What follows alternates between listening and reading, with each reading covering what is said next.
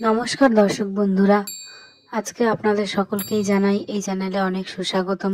যদি এই চ্যানেলে নতুন হয়ে থাকেন তাহলে সাবস্ক্রাইব করবেন।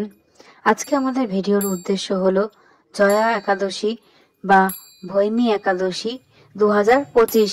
জয়া একাদশীতে কি কি যোগ, শুভ যোগ এবার পড়েছে, তার সঠিক সময় কোনটা, তার উপাসনার নিয়ম কি কি, এদিন কি কি আচার আচরণ আপনারা পালন করবেন, সেই সম্পর্কিত সমস্ত কথাই বলবো এই ভিডিওটিতে। বছরে 24টি একাদশী পালন করা হয়ে থাকে। হিন্দু বিশ্বাস অনুযায়ী একাদশী তিথি ভগবান বিষ্ণুর জন্য অত্যন্ত শুভ। জয়া একাদশীর তিথি এবং শুভযোগ সম্পর্কে আমরা জেনে নেব এই ভিডিওটিতে। হিন্দু ধর্মের সকল উপবাসের মধ্যে একাদশী তাৎপর্য কিন্তু সর্বোচ্চ এবং এটি ভগবান বিষ্ণুর উদ্দেশ্যে উৎসর্গীকৃত। বিশ্বাস করা হয় যে যারা সত্যিকারের ভক্তির সাথে এই উপবাস পালন করেন তারা সমস্ত পাপ থেকে মুক্তি লাভ করেন এবং মোক্ষ লাভ হয় তাদের। ভক্তরা কেবল পার্থিব সুখী উপভোগ করেন না, মৃত্যুর পরেও স্বর্গেও স্থান পান। বছরে 24টি একাদশী যে করা হয়ে থাকে হিন্দু পঞ্জিকা অনুযায়ী, তার প্রত্যেকটিরই কিন্তু নির্দিষ্ট তাৎপর্য রয়েছে। একাদশী মাসে সাধারণত দুবার হয়, একটি কৃষ্ণপক্ষে চাঁদের অস্তগামী পর্বে এবং একটি শুক্লপক্ষ অর্থাৎ চাঁদের প্রসব পর্বে। জয়া একাদশীর তাৎপর্য এবং উপকারিতাও আমরা জেনে নিই। হিন্দু পুরাণ অনুযায়ী ভগবান শ্রীকৃষ্ণ যুধিষ্ঠিরকে জয়া একাদশীর তাৎপর্য ব্যাখ্যা করেছিলেন।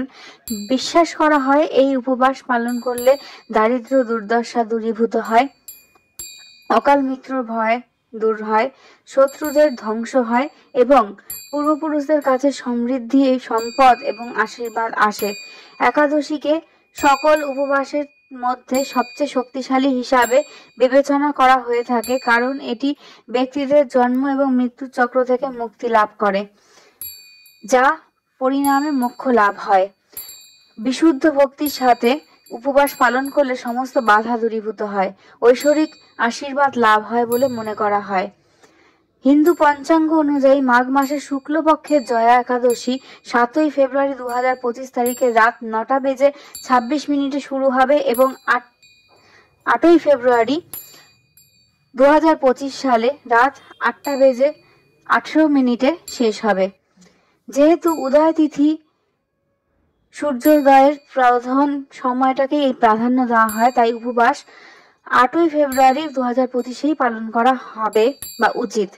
8ই ফেব্রুয়ারি কিন্তু এবছর শনিবারে পড়েছে। জয়া একাদশীতে শুভ যে যোগটা এবছর পড়েছে সেই সম্পর্কিত বলে দিই কিছু কথা।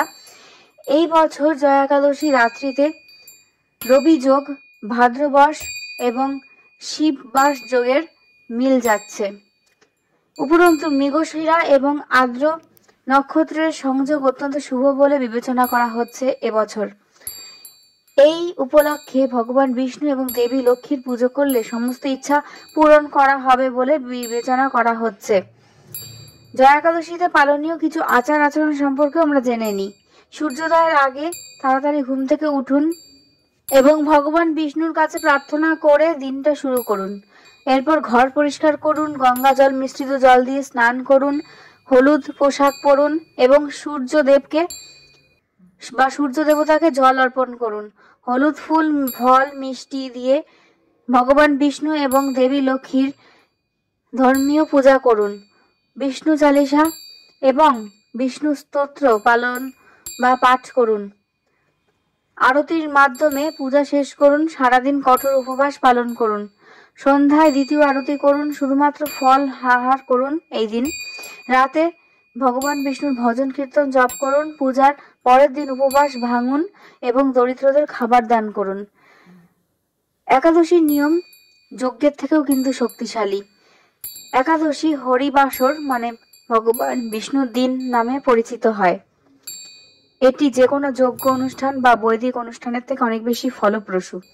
প্রাচীন ধর্মগ্রন্থে বলা হয়েছে যে একাদশী পালন পূর্বপুরুষদের সন্তুষ্ট করে এবং আত্মাকে পবিত্র করে, পাপ ধ্বংস করে। স্কন্দ পুরাণ জোর দিয়ে বলে যে একাদশী এবং দ্বাদশী উপবাস, তপস্যা, তীর্থযাত্রা বা অন্য যে কোনো রকম পুণ্যকর্ম ছাড়া মুক্তি পাওয়া যায় না। পদ্মপুরাণে বলা হয়েছে যে একাদশীর উপবাস অনিচ্ছুক ব্যক্তিও সমস্ত পাপ থেকে মুক্ত হন এবং বৈকুণ্ঠ মানে ভগবান বিষ্ণুর দিব্যধাম লাভ করেন। কাত্যায়ন স্মৃতিতে উল্লেখ করা হয়েছে 8 থেকে 80 বছর বয়সী সকলের লিঙ্গ নির্বিশেষে একাদশীকে একটি পবিত্র কর্তব্য হিসাবে পালন করা উচিত। মহাভারতে লিপিবদ্ধ আছে ভগবান শ্রীকৃষ্ণ যুধিষ্ঠিরকে 24টি একাদশীর তাৎপর্য এবং তাদের আধ্যাত্মিক উপকারিতা সম্পর্কে উপদেশ দিয়েছিলেন। তো আজকের ভিডিওর উদ্দেশ্য তো এতটাই। ভালো লেগে থাকলে একটি লাইক করবেন, কমেন্ট করবেন, সাবস্ক্রাইব করে পাশে থাকবেন। যদি ভুল ত্রুটি কিছু হয়ে থাকে অনিচ্ছাকৃত মার্জনা করবেন। নমস্কার, ধন্যবাদ পাশে থাকবার জন্য। আশা করি পরবর্তীতেও আপনাদেরকে পাশে পাবো। নমস্কার।